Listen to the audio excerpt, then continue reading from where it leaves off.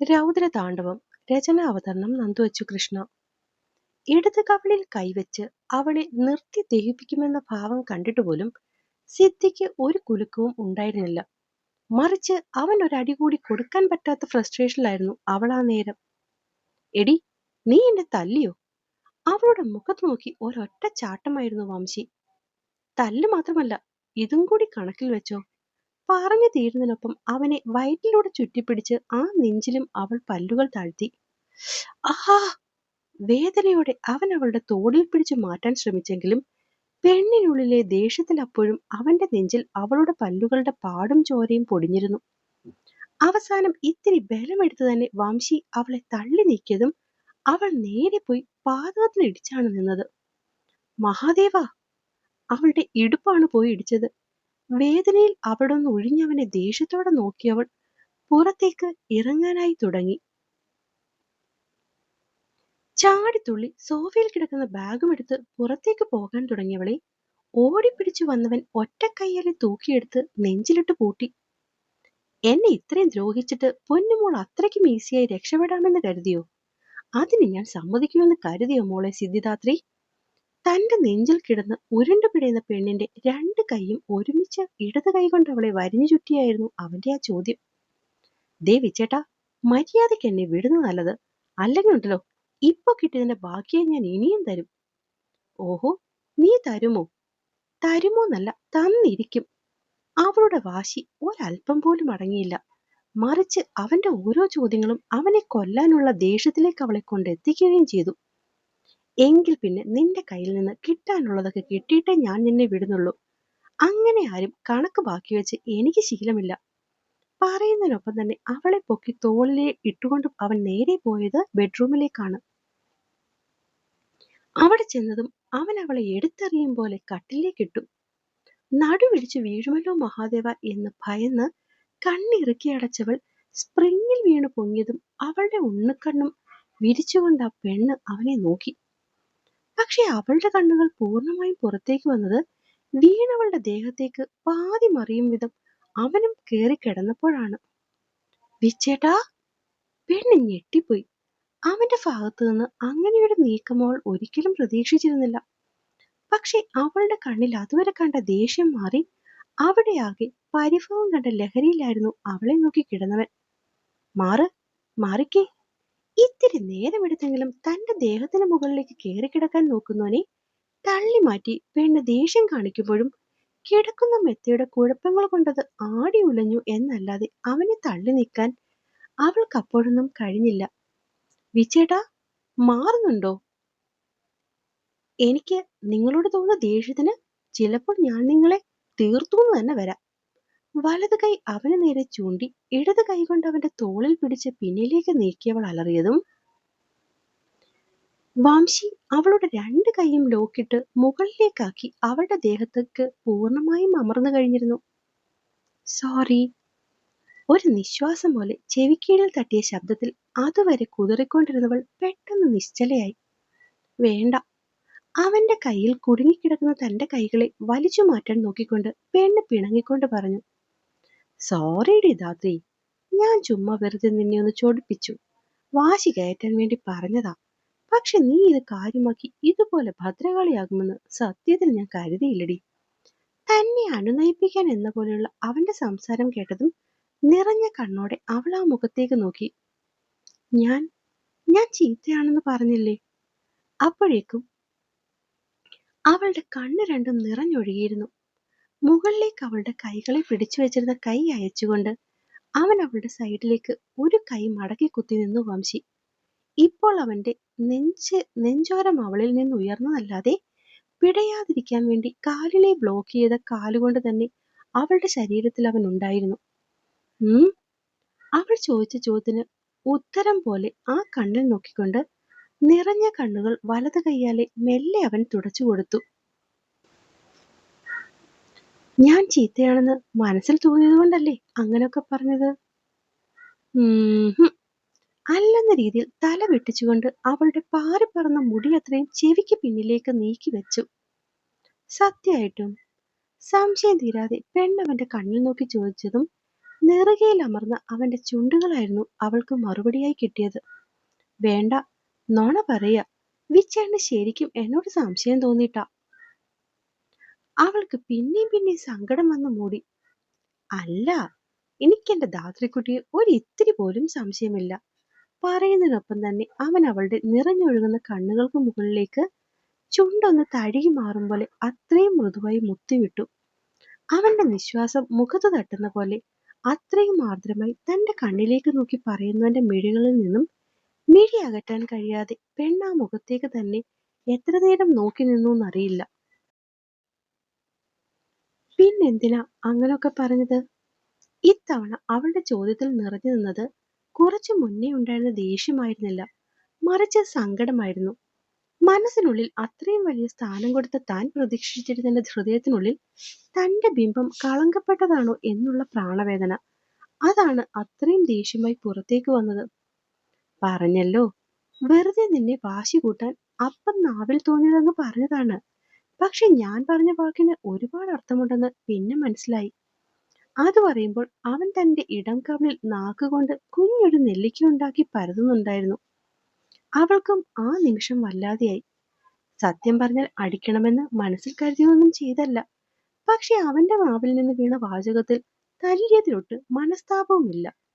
എങ്കിലും വലംകവിളിലെ അവന്റെ നാവിന്റെ പൊക്കം കാണുമ്പോൾ അവിടേക്ക് പിന്നെയും അറിയാതെ കണ്ണുപോകുന്നു. അത്യാവശ്യം നല്ല കട്ടിയിൽ താടി ഉണ്ടായതുകൊണ്ട് എന്തായാലും അടിച്ച പാടൊന്നും പുറത്തു കാണില്ല. അല്ലെങ്കിൽ തന്നെ ഉരുക്കു പോലുള്ള ശരീരത്ത് തന്റെ ഈ കുഞ്ഞി കൈകൊണ്ട് തല്ലിയാൽ എന്താവാനാ? ചോദ്യവും ഉത്തരവും സ്വയം പറഞ്ഞ് തന്റെ ഭാഗം ന്യായീകരിക്കുമ്പോഴും എന്തിനെന്നറിയാതെ ഒരു സങ്കടം അവളിൽ പിന്നെയും ബാക്കി നിന്നു. എന്തായി നോട്ടം? ഒന്നുകൂടി തല്ലാൻ തോന്നുന്നുണ്ടോ? തന്നിൽ നിന്നും മിഴികൾ മാറ്റാതെയുള്ള അവളുടെ നോട്ടത്തിൽ അവൻ അല്പം കൂടി അവളിലേക്ക് ചാഞ്ഞുകൊണ്ട് ആ കണ്ണിലേക്ക് നോക്കി ചോദിച്ചു. ഇനിയും ഇതുപോലത്തെ തോന്നിവാസം വിച്ചേട്ടൻ പറഞ്ഞാൽ ഇതിലും വലിയ തല്ലാവും ഞാൻ തരിക. പറയുന്നതിനൊപ്പം പിണക്കത്തിൽ അവളുടെ ചുണ്ടുകൾ കൂർത്തു. അങ്ങനെയാണെങ്കിൽ ശരിക്കും പാടാവുമല്ലോ രാത്രി. രാത്രിയല്ല, ധാത്രി. പെണ്ണൊന്ന് ചോദിച്ചു. രാത്രിയാണെങ്കിലും ധാത്രിയാണെങ്കിലും എനിക്ക് ഒരുപോലെ തന്നെ. ഒരുപോലെയോ? എങ്ങനെ? അവൻ അപ്പോഴും തഴുകിക്കൊണ്ടിരുന്ന വിരലുകൾക്ക് മുകളിൽ മുറുക്കി പിടിച്ചുകൊണ്ട് പെണ്ണിന്റെ കണ്ണിൽ സംശയം നിറഞ്ഞു. അതിപ്പോ എങ്ങനെയെന്ന് ചോദിച്ചാൽ ഈ ധാത്രിയെ ഞാൻ കാണുന്നത് രാത്രിയല്ലേ? അപ്പോ രണ്ടും എനിക്ക് ഒരുപോലെയല്ലേ? അവൻ കണ്ണൊന്ന് ചുരുക്കി ചിരിച്ചു. എന്റെ മഹാദേവ! അവനെ നോക്കിയൊന്ന് തലയാട്ടിക്കൊണ്ട് നെറുകയിൽ കൈയടിച്ചുപോയി പെണ്ണ്. എന്റെ അടുത്ത് കിടക്കുമ്പോൾ നീ എന്തിനാ വല്ലവരെയും വിളിക്കുന്നത്? നിമിഷ നേരം കൊണ്ടാണ് അവന്റെ സ്വഭാവം മാറിയത്. അതിപ്പോൾ കണ്ട് പുത്തിരിയില്ലാത്തത് കൊണ്ട് അവളൊട്ട് ഭയന്നതുമില്ല. അതെ, നിക്കെന്റെ ഭഗവാനെ വിളിക്കാൻ വംശീ വൈകുണ്ഠത്തിന്റെ പെർമിഷനൊന്നും വേണ്ട. മുഖം വെട്ടിത്തിരിച്ചവനെ തന്റെ ശരീരത്തിൽ നിന്നും തള്ളി മാറ്റി എഴുന്നേൽക്കാൻ നോക്കുന്നതിനിടെ പെണ്ണ് ഇത്തിരി ദേഷ്യത്തിൽ പറഞ്ഞു. അതെനിക്കറിയാം, നിനക്കല്ലെങ്കിലും എന്റെ അനുവാദം ഒന്നിനും വേണ്ടെന്ന്. അതുകൊണ്ടല്ലേ മുറിയിലിരുത്തി പോയ നീ എന്നോടൊന്ന് ചോദിക്കുക പോലും ചെയ്യാതെ മറ്റുള്ളവരുടെ ഇഷ്ടത്തിന് അതിൽ നിന്നും ഇറങ്ങിപ്പോയത്. പറയുന്നതിനൊപ്പം തന്നെ അവൻ അവളിൽ നിന്നും അടർന്നു മാറി മെത്തയിലേക്ക് മലർന്നു കിടന്നു. കഴിഞ്ഞ 3-4 ദിവസമായി താൻ അന്വേഷിച്ച ചോദ്യത്തിന്റെ ഉത്തരം. ഞാൻ ഇറങ്ങിപ്പോയതിന്റെ എന്നോടുള്ള ദേഷ്യം കൊണ്ടാണോ? പിന്നെ വീട്ടിൽ കൃത്യമായിട്ട് എന്ത് ചോദിക്കണം എന്നറിയാത്തവൾ പെട്ടെന്ന് അവന് നേരെ തിരിഞ്ഞു കിടന്ന് ചോദിച്ചു. അതെന്തിനാ നീ അറിയുന്നത്? അതൊന്നും നിന്നെ ബാധിക്കുന്ന കാര്യമല്ലല്ലോ. നിനക്ക് നിന്റെ ദേവമ്മയെ അനുസരിക്കണം. അമ്മമ്മ പറയുന്നതെല്ലാം കേൾക്കുന്ന നല്ല കൊച്ചുമോളായിരിക്കണം. എന്നതിലുപരി ഞാൻ നിനക്ക് ആരെങ്കിലും ആണോ? അവന്റെ ചോദ്യങ്ങൾ ഓരോന്നും കേട്ട് തറഞ്ഞു നിൽക്കുകയായിരുന്നു ധാത്രി. അങ്ങനെ ഞാൻ നിന്റെ ആരെങ്കിലും ആയിരുന്നെങ്കിൽ അന്ന് നീ ആ മുറിയിൽ നിന്ന് ഇറങ്ങി പോകില്ലായിരുന്നു. ഇനി അത്രയ്ക്ക് പോകണമെന്നുണ്ടായിരുന്നെങ്കിൽ പോലും നീ എന്നെ ഒന്ന് വിളിച്ചറിയിച്ചേനെ. ഒന്നും ചെയ്യാതെ എന്റെ വാക്കിന് പുല്ല് വില പോലും തരാതെയല്ലേ നീ ഇറങ്ങിപ്പോയത്. എന്നിട്ടും അന്ന് രാത്രി ഞാൻ വരുന്നവരെ എന്നെ കാത്തിരുന്നോ നീ? അതെന്തിനാ കാത്തിരിക്കുന്നതല്ലേ? അല്ലെങ്കിൽ തന്നെ കാത്തിരിക്കാൻ ഞാൻ നിന്റെ ആരാ? കഴിഞ്ഞ 3-4 ദിവസമായി അവന്റെ ഉള്ളിൽ മതിച്ചുകൊണ്ടിരുന്ന എല്ലാ ചോദ്യങ്ങളും ആ ഒരു നിമിഷത്തെ അവന്റെ ആത്മസംഘർഷത്തിന്റെ അവസാനം എന്ന പോലെ അവളുടേതായി നിരനിരയായി നാവിൽ നിന്ന് വീണു. അവന്റെ ഓരോ ചോദ്യത്തിലും അവളുടെ ഉള്ളാണ് പിടഞ്ഞത്. ധാത്രി ആ മുഖത്തേക്കൊന്ന് നോക്കി. കുറച്ചു മുന്നേ കണ്ട മുഖമല്ലത്. പറയുന്ന ഓരോ വാക്കിനനുസരിച്ചും ആ മുഖത്ത് വല്ലാത്തൊരു കലിപ്പാണ്. പക്ഷെ ഇത്രയും നാളത്തെ അവനോടുള്ള അടുപ്പത്തിൽ നിന്ന് തന്നെ അറിയാം ആൾക്ക് സങ്കടം വരുമ്പോൾ പ്രകടിപ്പിക്കുന്നത് ഇതുപോലെ ദേഷ്യപ്പെട്ടാണെന്ന്. താൻ വളരെ നിസ്സാരമായി കണ്ട ഒരു കാര്യമാണ് അവനെ ഇത്രയും സങ്കടപ്പെടുത്തിയതെന്നുള്ള ചിന്ത പോലും അവളുടെ ഹൃദയം പിടിച്ചൊലിക്കുന്ന രീതിയിലുള്ള തീനാളങ്ങളായിരുന്നു. ധാത്രി അവനരികിലേക്ക് ചരിഞ്ഞു കിടന്നു. ഒപ്പം അവനരികിലേക്ക് നീങ്ങിക്കിടന്നുകൊണ്ട് മറ്റെങ്ങോട്ടോ ചരിച്ചു വെച്ചിരുന്ന മുഖം അവൾക്ക് നേരെ തിരിച്ചു. അത് ഇഷ്ടപ്പെടാത്ത പോലെ അവൻ മുഖം വെട്ടിച്ച് എഴുന്നേൽക്കാൻ തുടങ്ങിയതും അവൾ അവന്റെ കയ്യിൽ പിടിച്ചു വലിച്ചു. കൃത്യം കുറച്ചു മുന്നേ അവൻ എങ്ങനെയാണോ അവളുടെ ശരീരത്തിലേക്ക് പറ്റിച്ചേർന്ന് കിടന്നത് അതുപോലെ ആയവൻ വീണ്ടും. നീ വിട്ടെ, എനിക്ക് പോണം. അങ്ങനെ ഇപ്പൊ പോവണ്ട, ഞാൻ പറയുന്നത് കേട്ടിട്ട് പോയാൽ മതി. സൗകര്യമില്ല എനിക്കത് കേൾക്കാൻ. അന്ന് രാത്രി നീ മുറിയിൽ നിന്നിറങ്ങിപ്പോയതിന്റെ ദേഷ്യത്തിനും വാശിക്കും ഇനി മേലാൽ നിന്നോട് മിണ്ടില്ല എന്ന് തീരുമാനിച്ചിട്ട് പോലും പിറ്റേന്ന് രാവിലെ ഞാൻ നിന്നെ കാണാൻ വന്നിട്ടുണ്ടായിരുന്നു. പക്ഷെ നിനക്കെന്താ? വന്നു നോക്കുമ്പോൾ മൂടി പുതച്ച് കിടന്നുറങ്ങുകയായിരുന്നല്ലോ അവിടെ. ദേഷ്യത്തിൽ അവളുടെ സൈഡിൽ കൈകുത്തി എഴുന്നേൽക്കാൻ നോക്കിയതും പെണ്ണ് കൈക്കിട്ട് മെല്ലെ ഒരു തട്ടുകൊടുത്തു. കൃത്യം അവളുടെ നെഞ്ചിലേക്ക് അമർന്ന് തന്റെ മുഖമുയർത്താൻ കഴിയാതെ വംശി കിടന്നപ്പോൾ ശരീരമാകെ പാഞ്ഞുപോയ മിന്നലിൽ സിദ്ധിയും കുടുങ്ങിപ്പോയി. ഇതുവരെ കിടന്ന പോലെയല്ല, ശരീരത്തിന് ആകെ വല്ലാത്തൊരു പിടപ്പ്. അതിങ്ങനെ ഉച്ചി മുതൽ ഉള്ളംകാല് വരെ ഒരേപോലെ വിറപ്പിക്കുന്നുണ്ട്. നെഞ്ചിൽ കിടന്നവനെ തള്ളി മാറ്റിയില്ലെങ്കിൽ ശ്വാസം പോലും നിന്നു പോകുമെന്നുള്ളൊരവസ്ഥ. അതുവരെ ആ മുറിയുടെ എസിയിൽ തണുത്ത് കിടന്നവളുടെ മുഖത്ത് എത്ര പെട്ടെന്നാണ് വിയർപ്പുതുള്ളികൾ രൂപം കൊണ്ടത്. ഏതാണ്ടൊക്കെ അതേ അവസ്ഥയിലായിരുന്നു വംശിയും ആ നേരം. അല്പം മുന്നേ അവളിൽ അധികാരം സ്ഥാപിക്കാൻ വേണ്ടി ദേഷ്യത്തിൽ കയറി കിടന്ന പോലെയല്ല, അറിയാതെയാണെങ്കിലും അവളുടെ ശരീരത്തിലേക്ക് അമർന്നാണ് തന്റെ കിടപ്പ്. അതും അവളുടെ മാറിൽ മുഖം പൂഴ്ത്തി. താളം തെറ്റി അടിക്കുന്ന അവളുടെ ഹൃദയം പെണ്ണിന്റെ ഭയത്തെ എടുത്തു കാണിക്കുന്നുണ്ട്. ശരീരമാകെയുള്ള അവളുടെ വിറയിൽ തനിക്ക് പോലും അറിയാൻ കഴിയുന്നു. എഴുന്നേറ്റ് മാറണമെന്നുണ്ട്, ഒന്നും അറിയാത്ത പോലെ തിരിഞ്ഞു കിടക്കണമെന്നുണ്ട്. എല്ലാത്തിനും ഉപരി അവളോട് വാശി കാണിച്ച് മുറിയിൽ നിന്ന് ഇറങ്ങി പോകണമെന്ന് വരെയുണ്ട്. പക്ഷെ ഇതൊന്നും പറ്റാത്ത പോലെ ഒരു മാസ്മരികത തന്നെ വന്ന് മൂടിയിരിക്കുകയാണ്. ഇത്രയും ഒട്ടിക്കിടക്കുന്നത് കൊണ്ട് തന്നെ അവളുടെ ഗന്ധം തന്നെ വന്ന് പൊതിഞ്ഞു പിടിക്കുന്നു. അത് നൽകുന്നൊരു അനുഭൂതി. ആദ്യമായിട്ടാണ് ഇങ്ങനെ. അല്ല, ഇതിനു മുമ്പ് താനിതൊക്കെ അനുഭവിച്ചിട്ടുണ്ട്. അന്ന് അവൾ തന്റെ നെഞ്ചിൽ പറ്റിച്ചേർന്ന് കിടന്നപ്പോൾ. ഈ കിടന്നവൾ തനിക്കൊപ്പം ഉണ്ടാകുമ്പോൾ മാത്രം താൻ അറിയുന്ന വല്ലാത്തൊരു നിർവൃതി. അതെന്താണെന്ന് വേർതിരിച്ചറിയാൻ കഴിയുന്നില്ലെങ്കിലും ഇത്രയും നേരമില്ലാത്ത എന്തോ ഒരു സന്തോഷം ഇവിടെ ഇങ്ങനെ ഇവളുടെ മാറിലൊട്ടിക്കിടക്കുമ്പോൾ തന്റെ മനസ്സിൽ വന്ന് നിറയുന്നുണ്ട്. ആ കിടപ്പിൽ നിന്നകലാതെ മാറാതെ പിന്നെയും മുഖം അവിടെ അമർത്തിക്കിടന്നതും എവിടെ നിന്നോ കിട്ടിയ ധൈര്യത്തിൽ അവൾ അവനെ തള്ളി മാറ്റി മെത്തയിലേക്ക് കമിഴ്ന്നു കിടന്നു. ഒരു നിമിഷം കഴിഞ്ഞു പോയത് എന്താണെന്ന് അവന് മനസ്സിലാകും മുന്നേ തന്നെ കാണുന്നത് മുഖമാക്കി കട്ടിലേക്ക് പൂഴ്ത്തി കിടക്കുന്നവളെയാണ്. ആ കിടപ്പിന്റെ ഉയർച്ച താഴ്ചയിൽ നിന്ന് തന്നെ അറിയാം അവളുടെ വെപ്രാളം. അത് കാണുന്നുണ്ടായിരുന്നെങ്കിലും ശരിക്കും പറഞ്ഞാൽ ആ നേരം മനസ്സിലുയർന്നു വന്ന ദേഷ്യത്തിൽ അവളെ ആ കട്ടിൽ നിന്ന് തന്നെ തള്ളിയിടാനാണ് തോന്നിയത്. അത് ചെയ്യാതെ അവളെ വാശിയോടെ തനിക്ക് നേരെ തിരിച്ചു കിടത്തിയവൻ. എന്തിനടി എന്നെ തള്ളി മാറ്റിയേ? അവളിൽ നിന്നും അങ്ങനെ ഒരു ചോദ്യം പ്രതീക്ഷിക്കാത്തത് കൊണ്ട് തന്നെ അവളുടെ കണ്ണുകൾ മിഴിഞ്ഞുപോയി. ഇങ്ങനെ നോക്കാതെ കാര്യം പറയടി പുല്ലേ. പിന്നെയും ചോദിച്ചുകൊണ്ട് അവളുടെ മുകളിൽ ഇരുഭാഗത്തായി കൈകൾ കുത്തി അവളെ തൊട്ടു തൊട്ടില്ല എന്നുള്ള രീതിയിൽ അവൻ വന്നു നിന്നു. അങ്ങനെ കിടക്കണ്ട, എനിക്കിഷ്ടല്ല. അവന്റെ മുഖത്ത് നോക്കാതെ തലചരിച്ചു വെച്ചുകൊണ്ട് പെണ്ണ് പറഞ്ഞതും അവൻ ആ മുഖം അല്പം ബലത്തിൽ തന്നെ തനിക്ക് നേരെ തിരിച്ചു വെച്ചു. നിനക്കിഷ്ടപ്പെട്ടില്ലെങ്കിൽ ഇഷ്ടപ്പെടണ്ട, പക്ഷെ എനിക്ക് നല്ലോണം ഇഷ്ടപ്പെട്ടു.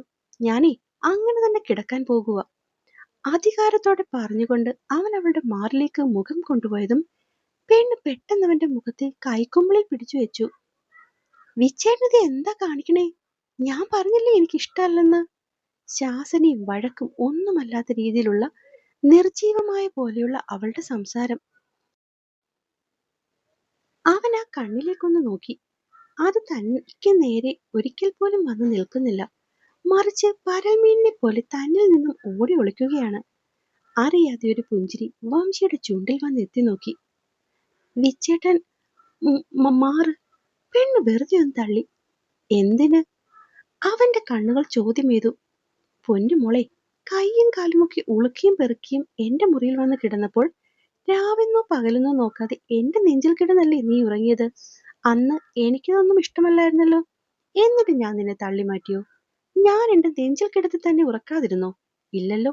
ഇഷ്ടമില്ലാതിരുന്നിട്ടും ഒരു നിമിഷം പോലും നിന്നെ എന്നിൽ നിന്ന് അടർത്തി മാറ്റാതെ ഞാൻ നിന്നെ അത്രയ്ക്കും കാര്യമായി നോക്കിയില്ലേ? അപ്പൊ പിന്നെ നിനക്കെന്താ ഇഷ്ടമല്ലാത്ത കാര്യം ചെയ്താൽ? ഓരോന്നിങ്ങനെ ഓർത്തു പെറുക്കിയുള്ള അവന്റെ ചോദ്യത്തിൽ അമ്പൊഴിഞ്ഞ ആവനാഴി ആയിപ്പോയി അവളുടെ മനസ്സ്. വാശിയോടെ അവനെ ചോദിക്കുന്ന ചോദ്യങ്ങളെല്ലാം സത്യമാണ്. എത്രയൊക്കെ ദേഷ്യവും പിണക്കവും കാണിച്ചിരുന്നെങ്കിലും വയ്യാതിരുന്ന നേരത്ത് തന്നെ അതുപോലെ നോക്കിയ ആളാണ്. എന്തേടി, മറുപടി ഇല്ല ഇപ്പോ? ഇല്ലെന്നുള്ള രീതിയിൽ അവൾ തലയറിയാതെ വെട്ടിച്ചുപോയി. എങ്കിൽ പിന്നെ ഞാൻ എനിക്കിഷ്ടമുള്ള രീതിയിൽ കിടക്കും. അതെങ്ങാനും തടയാനോ വേണ്ടെന്നോ പറയാൻ വന്നാലുണ്ടല്ലോ. ഭീഷണി പോലെ പറയുമ്പോഴും അവന്റെ കണ്ണുകളിൽ മറ്റെന്തോ ഭാവമായിരുന്നു. അപ്പൊ എങ്ങനാ, ഞാൻ കിടന്നോട്ടെ? അവൾ അവനെ ദയനീയമായി നോക്കി. നിന്റെ അനുവാദം ചോദിക്കാതെയും എനിക്ക് കിടക്കാൻ അറിയാം. പക്ഷെ വംശിക്ക് സ്ത്രീകളെ റെസ്പെക്ട് ചെയ്താണ് ശീലം. അവന്റെ ആ പറച്ചിൽ കേട്ടതും മുഖമെടുത്ത് വല്ല പാറയിലും ഉരയ്ക്കാൻ അവൾക്കൊരു നിമിഷം തോന്നി. പക്ഷെ സമയവും സാഹചര്യവും ന്യായങ്ങളുമൊക്കെ അവന് അനുകൂലമായതുകൊണ്ട് തന്നെ പെണ്ണൊന്നും മിണ്ടാതെ അവനെ നോക്കി കിടന്നതേയുള്ളൂ. അപ്പൊ നിനക്ക് സമ്മതമാണെന്ന് ഞാനങ്ങ് വിശ്വസിക്കുക, പറയുകയും വംശി അവളുടെ മാറിലേക്ക് തല വെച്ച് കിടന്നു.